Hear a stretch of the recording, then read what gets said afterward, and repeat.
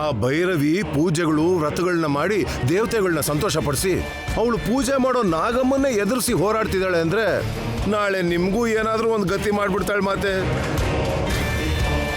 ಆಗ ನಮ್ಮ ಪರಿಸ್ಥಿತಿ ಏನ್ ಮಾತೆ?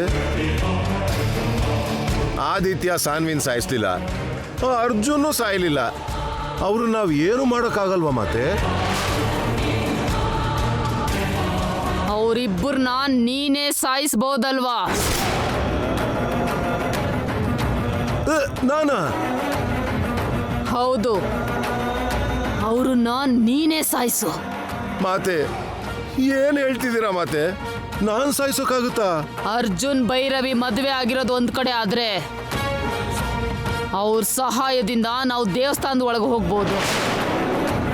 ನಾನು ಅಂದ್ಕೊಂಡಿದ್ದು ಸಾಧಿಸ್ಬಹುದು ಅಂತ ಇಷ್ಟು ದಿನ ಅಂದ್ಕೊಂಡಿದ್ದೆ. ಈಗ ಈ ಸಂಜೀವಿನಿ ಮಣಿ ನನಗೆ ಸ್ವಂತ ಆಗಿರೋದ್ರಿಂದ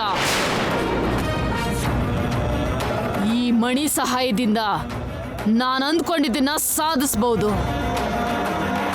ಅವ್ರ ಅಗತ್ಯ ಇನ್ನು ನಮಗಿಲ್ಲ. ಅವ್ರು ಬದುಕಿದ್ರು ಸತ್ತಿದ್ರು ನಮ್ಗೇನು ಪ್ರಯೋಜನ ಇಲ್ಲ.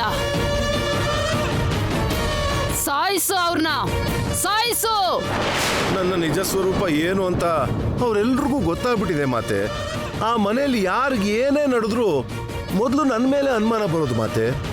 ಹೀಗಿರೋವಾಗ ನೀನ್ ಅವರಿಬ್ಬರನ್ನ ಯಾವಾಗ ಸಾಯಿಸಿದ್ರು ಕೂಡ ನಿನ್ ಮೇಲೆ ಅವ್ರಿಗೆ ಯಾವುದೇ ರೀತಿ ಅನುಮಾನ ಬರಲ್ಲ.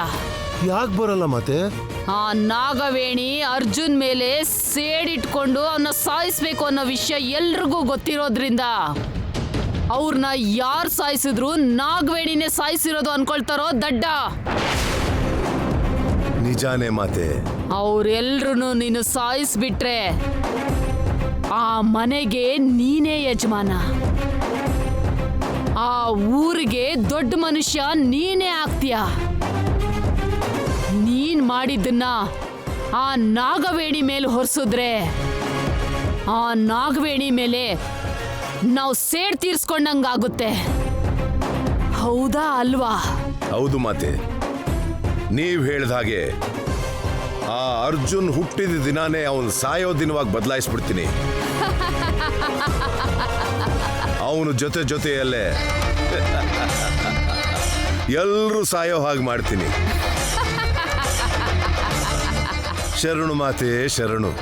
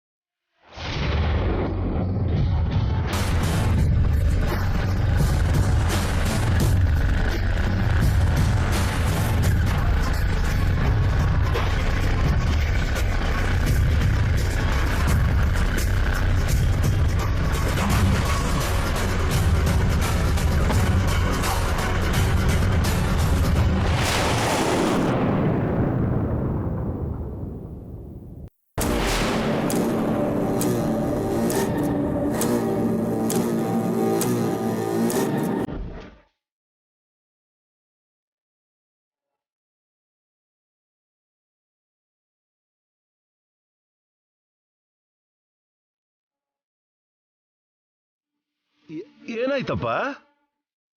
ಟೈರ್ ಪಂಚರ್ ಆಗಿದೆ ಸರ್. ಅಯ್ಯೋ, ಟೈರ್ ಪಂಚರ್ ಆಗೋಯ್ತಾ? ನೀನ್ ಎಲ್ಗೂ ಹೋಗ್ಬೇಕು? ಕೃಷ್ಣಿಯವ್ರ ಮನೆ ಹತ್ರ ಹೋಗ್ಬೇಕಾಗಿತ್ತು ಸರ್. ಓಹೋ, ಇಲ್ಲಿ ಹತ್ರದಲ್ಲಿ ಪಂಚರ್ ಶಾಪು. ಅಲ್ಲಿ ಮುಂದಕ್ಕೆ ಹೋಗಿ ರೈಟಿಗೆ ತಗೊಂಡ್ರೆ ಅಲ್ಲಿದೆ. ನೀನು ಹೋಗಿ ಆ ಪಂಚರ್ ಹುಡುಗನ ಕರ್ಕೊಂಬ. ಅಲ್ಲಿವರೆಗೂ ನಾನು ಗಾಡಿ ಹತ್ರ ಇರ್ತೀನಿ. Okay sir, thank you sir. Sir, ನಾನು ಹೋಗಿ ಅವ್ರಿಗೆ ಕರ್ಕೊಂಬರ್ತೀನಿ. ಇಲ್ಲಿ ಡೆಲಿವರಿ ಆಗಬೇಕಾಗಿರೋ ಕೇಕ್ ಇದೆ, ಸ್ವಲ್ಪ ನೋಡ್ಕೊಳ್ಳಿ ಸರ್. ನಾನು ಬೇಗನೆ ಬಂದ್ಬಿಡ್ತೀನಿ. ಆಯ್ತಪ್ಪ, ನೀನು ಹೋಗ್ಬಾ.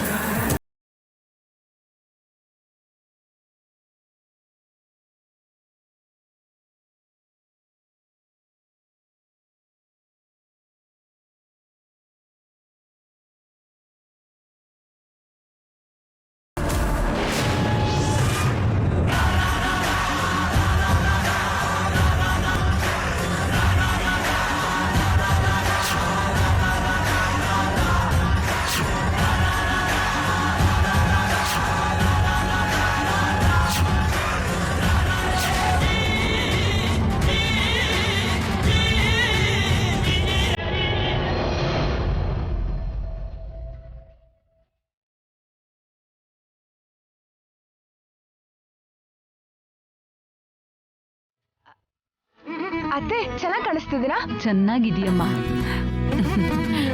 ಅಣ್ಣ ಏನಾದ್ರೂ ಹೆಲ್ಪ್ ಬೇಕಾ? ಏನು ಬೇಡಮ್ಮ, ನಮ್ಮ ಅರೇಂಜ್ಮೆಂಟ್ ಎಲ್ಲ ಕರೆಕ್ಟ್ ಆಗಿದೆಯಾ ಅಷ್ಟು ಮಾತ್ರ ಹೇಳು ಸಾಕು. ಏನ್ ಬ್ರೋ ಸೂಪರ್ವೈಸರ್ ಡ್ಯೂಟಿ ಮಾಡ್ತಾ ಇದ್ದೀರಾ? ಹೌದೌದು. ಶೈಲು ಮೇಡಮ್, ಎಲ್ಲ ಕೆಲಸ ಮುಗೀತಾ? ಆಗೋಯ್ತು ಮೇಡಮ್. ಬೇಗ ಮುಗಿಸು. ಸರಿ ಮೇಡಮ್.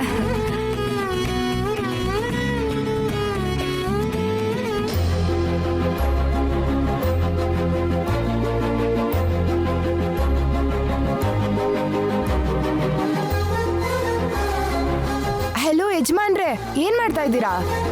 ಅದು ಬಿದ್ದು ಹೋಗ್ತಾ ಇತ್ತು. ಕಟ್ಟಿದ್ ಸಾಕು, ಇವಾಗ ನನ್ ಜೊತೆ ಬನ್ನಿ.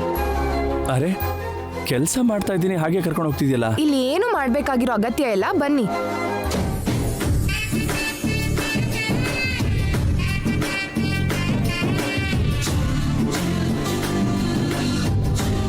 ಬರ್ಡೇ ಬಾಯ್ ಕಷ್ಟ ಪಡ್ಬಾರ್ದು.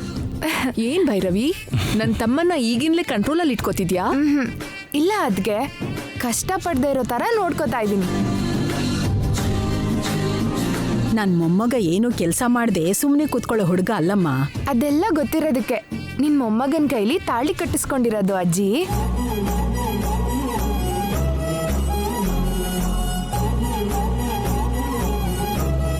ನನ್ ಮಗ ಕೂಡ ನಿನ್ ಕೈಲಿ ಯಾವ ಕೆಲ್ಸಾನು ಮಾಡ್ದೆ ಇರೋ ಹಾಗೆ ನೋಡ್ಕೋತಾನಮ್ಮ. ಅಂದ್ರೆ ಯಾವ ಕೆಲ್ಸನೂ ಮಾಡ್ದೆ ತಿಂದ್ ಕೂತ್ಕೊಂಡು ನಿಮ್ಮಾಗ ಆಗ್ಬೇಕು ಅಂತಾನಾ? ಅದೆಲ್ಲ ನಡೆಯಲ್ಲ ಅತ್ತೆ.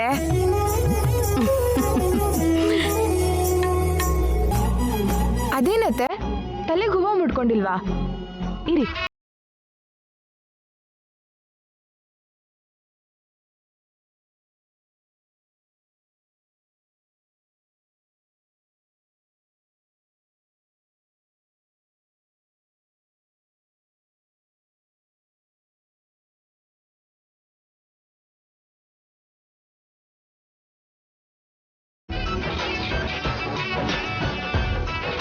ನಿನ್ ಸೊಸೆ ಎಷ್ಟು ಸಂಭ್ರಮ ಪಡ್ತಿದ್ದಾಳೆ ನೋಡಿದ್ಯಾ ಶಕುಂತಲಾ? ಹೀಗೆ ಇದ್ರೆ ಪ್ರತಿದಿನಾನು ಹಬ್ಬದ ತರಾನೇ ಇರುತ್ತಮ್ಮ.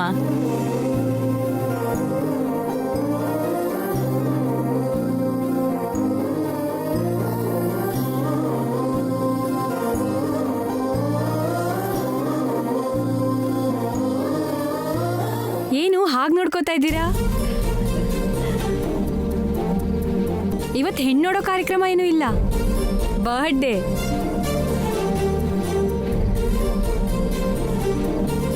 ಇಲ್ಲಿ ನೋಡಿ, ನಾನು ಕಷ್ಟಪಡ್ತಿರೋದ್ರಿಂದ ನನಗೊಂದು ಕಮರ್ಷಿಯಲ್ ಬ್ರೇಕ್ ಬೇಕು. ಕಾಫಿ ಕೊಡು ಅಂತೀರಾ? ಕೌಸಲ್ಯ, ಅರ್ಧ ಗಂಟೆಗೊಂದ್ಸರಿ ನೀನು ಇದೇ ಮಾತು ಹೇಳ್ತಿರ್ತೀಯ. ಎಲ್ಲಾನು ಬರೀ ಕಾಫಿ ಟೀಲೇ ಮುಗಿಸ್ಬೇಕು ಅನ್ಕೊಂಡಿದ್ಯಾ?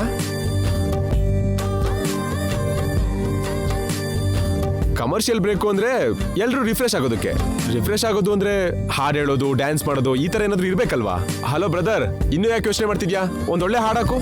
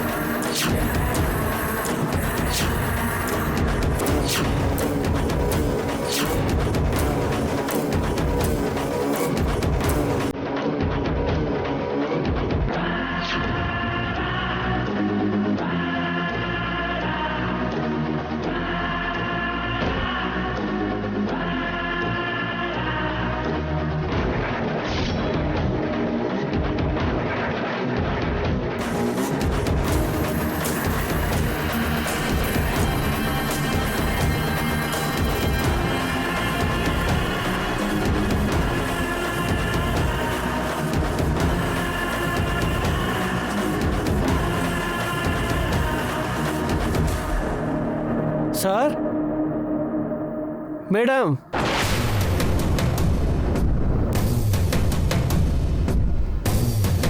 ಮಾವ ನಾನು ಹೋಗಿ ತಗೊಂಬರ್ತೀನಿ.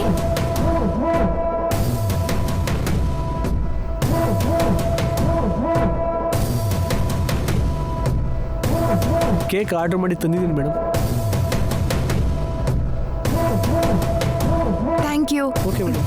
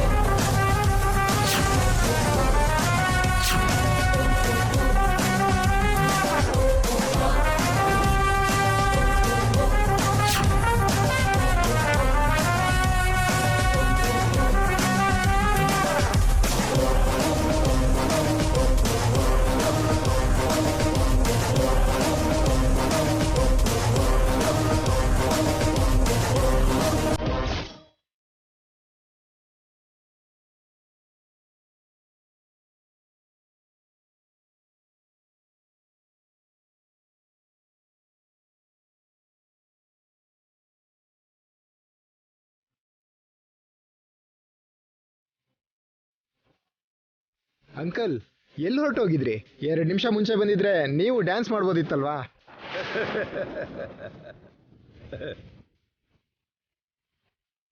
ಕೇಕ್ನ ಕಟ್ ಮಾಡಿದ್ಮೇಲೆ ನೀವೆಲ್ಲರೂ ಹೋಗಿ ರಂಭಾ ಊರ್ವಶಿ ಜೊತೆ ಡ್ಯಾನ್ಸ್ ಮಾಡಿವ್ರಂತೆ. ಜೋಕ್ ಮಾಡಿಕೊಂಡು ತಮಾಷೆ ಮಾಡಿಕೊಂಡು ಇವರೆಲ್ಲ ಇಷ್ಟು ಸಂತೋಷವಾಗಿರೋದನ್ನ ನೋಡೋಕ್ಕಾಗ್ತಾ ಇಲ್ಲ ನನಗೆ. ನಾವು ಅಂದ್ಕೊಂಡಿದ್ದೊಂದು ಆಗಿದ್ದೊಂದು.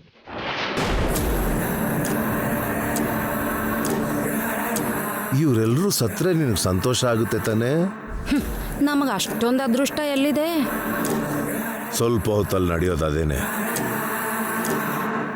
ಆ ಕೇಕಲ್ಲಿ ವಿಷ ಬೆರೆಸಿದ್ದೀನಿ.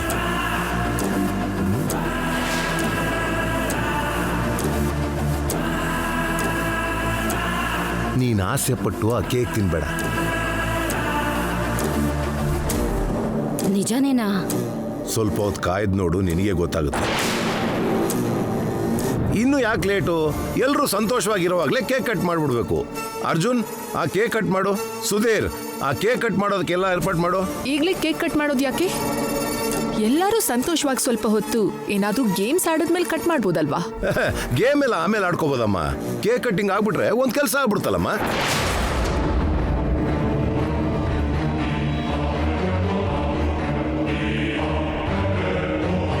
ಅರ್ಜುನ್, ನಡಿ ಕೇಕ್ ಕಟ್ ಮಾಡಿವಂತೆ. ಕೇಕ್ ಮೇಲೆ ಅಷ್ಟೊಂದು ಸ್ಪೆಷಲ್ ಇಂಟ್ರೆಸ್ಟ್ ತೋರಿಸ್ತಾ ಇದೆಯಲ್ಲ ಚಿಕ್ಕಪ್ಪ?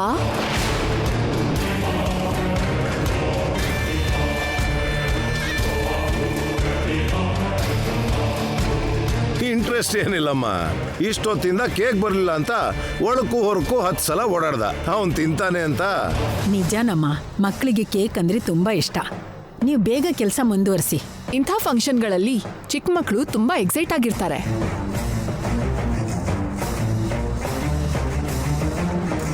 ನಾವು ಫಸ್ಟು ಗೇಮ್ಸ್ ಆಡೋಣ. ನೀನು ನಿಜವಾಗ್ಲೂ ಭೈರವಿನ ಪ್ರೀತಿಸಿದ್ಯಾ ಅರ್ಜುನ್?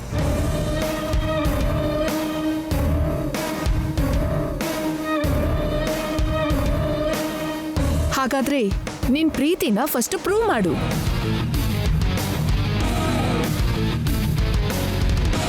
ನೀನು ಭೈರವಿನ ಪ್ರೀತಿಸಿರೋದು ನಿಜಾನೇ ಆಗಿದ್ರೆ ನಿಮ್ಮಿಬ್ಬರ ಮಧ್ಯ ಪ್ರೀತಿ ಎಷ್ಟು ದೊಡ್ಡದಾಗಿದೆ ಅಂತ ನಾವು ತಿಳ್ಕೊಬೋದಲ್ವಾ? ಅದಕ್ಕೆ ಈ ಗೇಮ್ ಆಡ್ತಾ ಇರೋದು.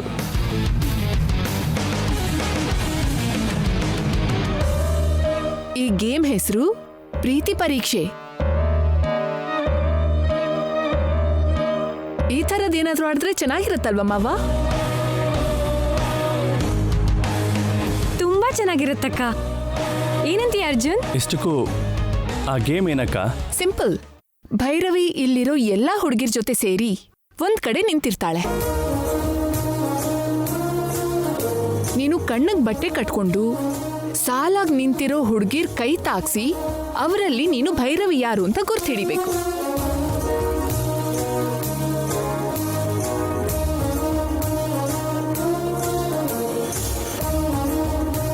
ಆಗ ನಿನ್ಗೆ ಭೈರವಿ ಮೇಲೆ ಪ್ರೀತಿ ಇದೆ ಅಂತ ಅರ್ಥ.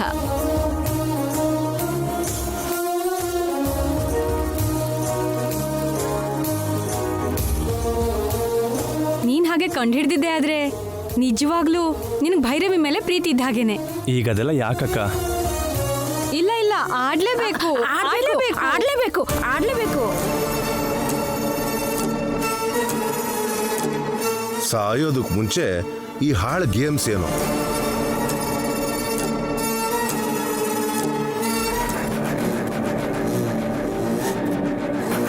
ನೀನ್ ತುಂಬಾ ತಪ್ಪು ಮಾಡ್ತಿದ್ಯಾ ಸಾನ್ವಿ.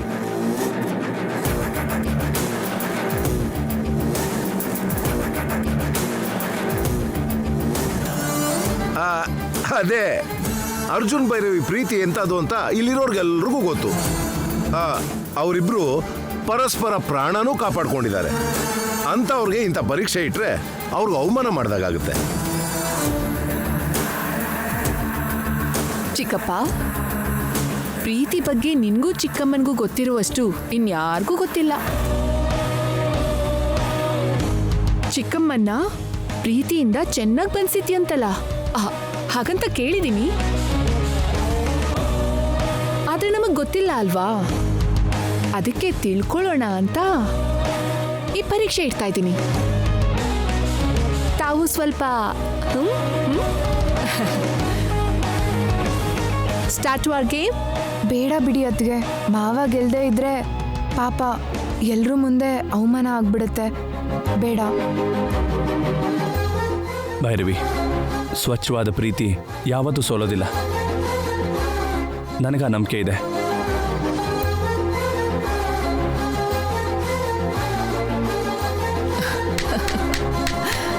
ಗರ್ಲ್ಸ್, ನೀವೆಲ್ಲರೂ ಈ ಕಡೆ ಹೋಗಿ. ಸುಧೀರ್, ನೀನ್ ಹೋಗಿ ಲ್ಯಾಪ್ಟಾಪ್ ತಗೊಂಡ್ ಬಾ. ಗರ್ಲ್ಸ್, ಆ ಕಡೆ ಹೋಗಿ.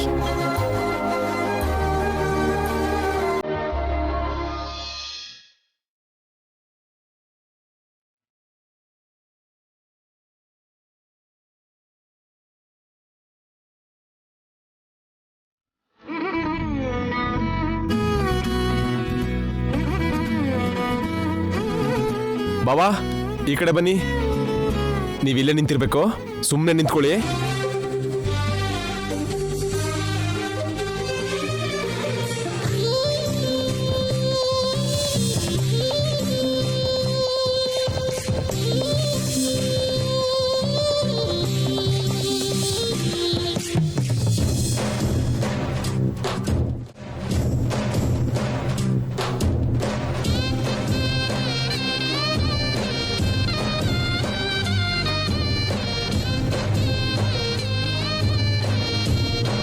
ಬಾವಾ, ನನ್ನ ತಂಗಿ ಅಲ್ಲೇ ಇದ್ದಾಳೆ ನೋಡಿ.